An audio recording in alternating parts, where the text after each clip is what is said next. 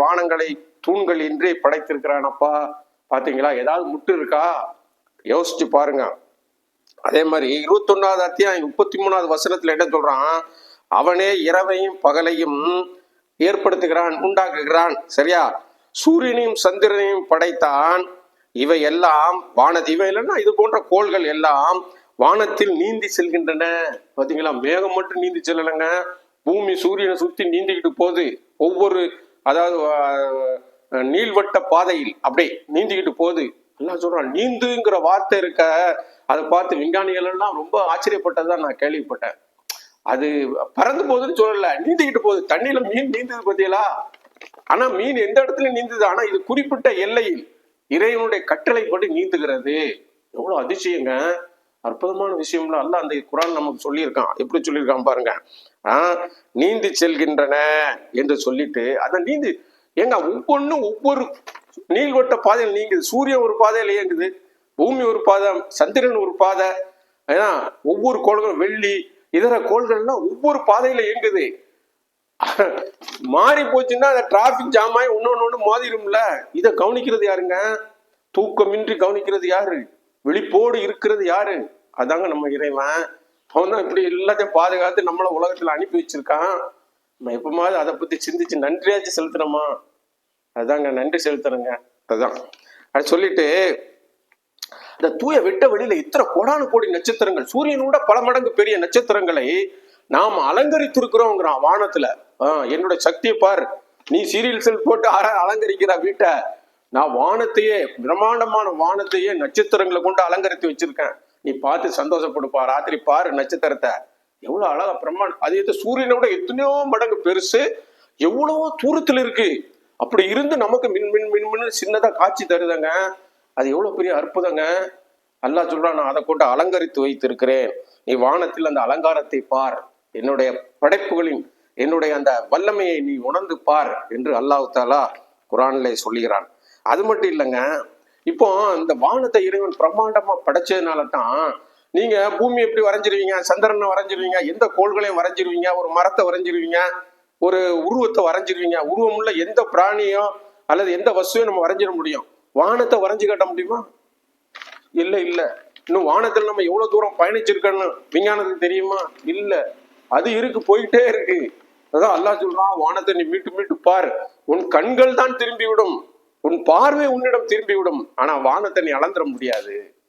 எவ்வளவு பெரிய வார்த்தைங்க.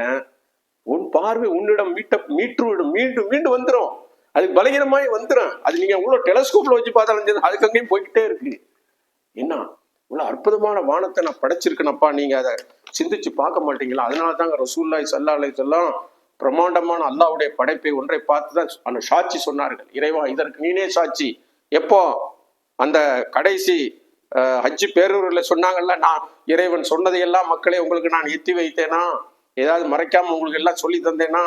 ஆமாம் யா ரசூலுல்லாஹ், எல்லாம் சொல்லி தந்தீர்கள் அப்படின்னு அவங்க எல்லாம் ஏத்துக்கிட்ட பிறகு ரசூலுல்லாஹ் சொன்னாங்க, அல்லாஹ் இதற்கு நீனே சாட்சின்னு மேல பார்க்கத்தான் கையை வைத்தினாங்க. ஏன் கீழே பார்க்க சைட்ல எங்கெங்க வைத்தல, அதை உயர்ந்து நிற்கின்ற அல்லாஹ்வுடைய படைப்பை ஒன்றை பார்த்து சொன்னார்கள், இறைவா இதற்கு நீனே சாட்சி அப்படி சொன்னாங்களா? அதே மாதிரி அடிக்கடி ரசூலுல்லாஹ் வானத்தை பார்த்து என்ன துவா செய்துக்கிட்டே இருந்தாங்க. என்ன துவா? இறைவா அந்த கிப்லாவை மாத்தி கொடு. அது குர்ஆன்ல இருக்கு, ஏற்கனவே நான் சொல்லியிருக்கேன் இதெல்லாம். அப்போ அடிக்கடி நபியே உம்முடைய முகம் வானத்தை நோக்குவதை நாம் பார்க்கிறோம், இப்போது இருந்து நீர் கிப்லாவை பைத்துல் முகத்திஸில் இருந்து பைத்துல்லா அல்லாஹ்வுடைய கஅபா பக்கம் நீர் திருப்பி கொள்வீராகன்னு ஆர்டர் வருது. அப்ப அடிக்கடி வானத்தை நோக்கியிருக்காங்கல்ல ரசூலுல்லாஹ். அப்போ வானத்துக்கு ஒரு சிறப்பு இருக்குல்ல. வானம் இல்லைன்னா பூமி அசையாது, சூரியன் அசையாது, எதுவும் ஒரு கோள்கள் அசையாது, நம்மளே அசைய முடியாது. புரியுதா? ஒரு இலை அசையாது. அப்ப வானம் எவ்வளவு இலகுவாக இருந்து நம்மளை அசைய விடுது. அதனாலதான் தமிழர்கள் சொன்னார்கள், அல்லாஹ் இறைவன் படைத்த அந்த பிரம்மாண்டமான ஆகாயம் இல்லை என்றால் அசைவே இல்லை. அதுதான் அணு, அதாவது அவனின்றி ஒரு அணுவும் அசையாது. அவன் படைத்த இந்த தூய வெளி இல்லைன்னா எதுவுமே அசையாது. அணு அசையுதுங்க, அணு சுத்துது இல்ல, நம்ம உடம்புல கொடான கூட அணு சுத்துது. ஒவ்வொரு படைப்புகள்லயும் அணு இருக்கு.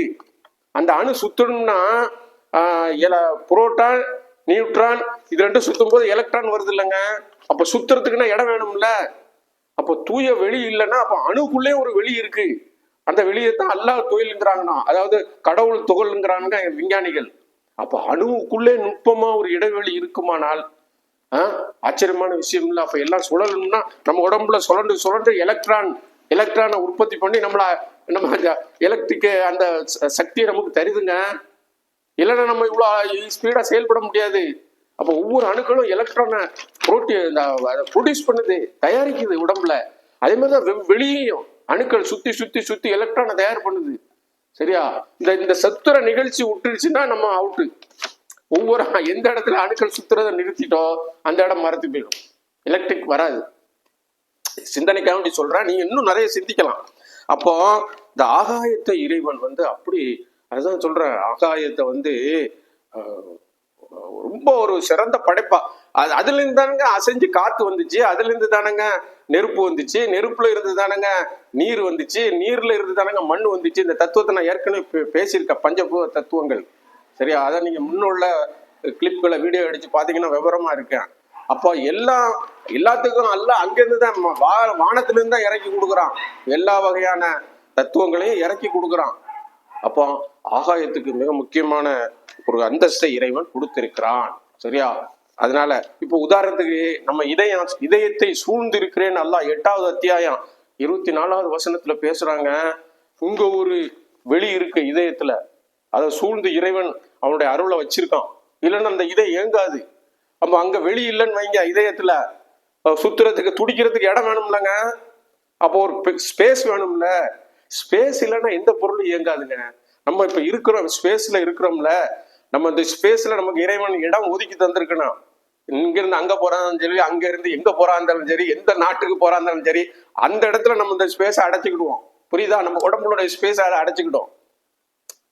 அப்போ அந்த ஸ்பேஸ்ல நமக்கு எங்கெங்க இடம் இருக்கோ அங்கெல்லாம் நம்ம போய் தான் ஆகணும். அப்படி அவன் அந்த இதை கேன்சல் பண்ணிட்டான்னு வைங்களேன், ஒண்ணு மண்ணுக்கு போனோம், சில நண்பர்கள் நெருப்புக்குள்ள போயிடுவாங்க இல்லையா? அப்படிதானே? அவங்கள தங்களை மறைச்சிக்கிடுவாங்க. அந்த ஸ்பேஸ்ல இடம் இல்லைன்னு அர்த்தம். போறதுக்கு வரதுக்கு இடம் இல்லை. சரியா? அப்போ இறைவன் நாடுற வரைக்கும், அதாவது அப்பா சொல்றாங்க, எக்காலம் கூடி தேகம் இழந்துயிர் ஏடி விட்டால், அதாவது எக்காலம்ங்கிறது 3 காலம் கூடிரும். எக்காலம் கூடி தேகம் இழந்துயிர் ஏகி விட்டால் மக்கான விதன் சஃபாத்தில் கூட்டங்கள் வல்லவனேன்னு வீரப்ப பாடுறாங்க.